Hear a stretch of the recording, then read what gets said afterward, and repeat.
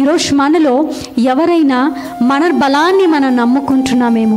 నాకేంటండి, మంచిగా నేను సెటిల్ అయ్యానండి, మా అమ్మ నాన్న బాగా సెటిల్ అయ్యారండి, మంచి ఆస్తిపరునండి అని మనం అనుకుంటున్నామేమో.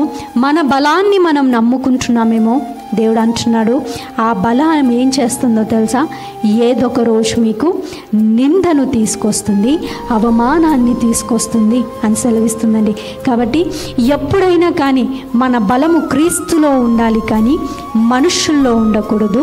మరి ముఖ్యంగా తప్పు త్రోవ వెళ్ళే విధంగా షార్ట్కట్లో నేను త్వరగా బలవంతుణ్ణి అయిపోవాలి, షార్ట్కట్లో నేను త్వరగా రిచ్ పర్సన్ అయిపోవాలి, షార్ట్కట్లో నేను ఎక్కువగా సంపాదించుకోవాలి అనుకుంటే అది మనకు నిందను, అవమానాన్ని తీసుకొస్తుందని ఎప్పుడు కూడా మర్చిపోకూడదు.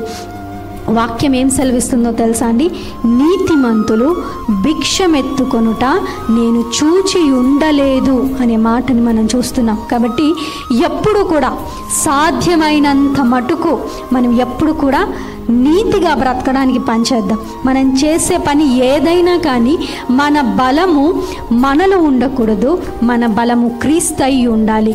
మన బలము ఫరో వ్యక్తుల్లాంటి మీద ఉండకూడదు. అది నిందను, అవమానాన్ని మనకు తీసుకొస్తుంది. కాబట్టి ఫరో లాంటి వ్యక్తుల మీద కాకుండా మనం ఎవరిలో బలాన్ని మనం చూసుకోవాలంట? దేవునిలో మనమందరం కూడా మన బలాన్ని చూసుకోవాలి అనే విషయాన్ని మనం గుర్తుపెట్టుకోవాలి.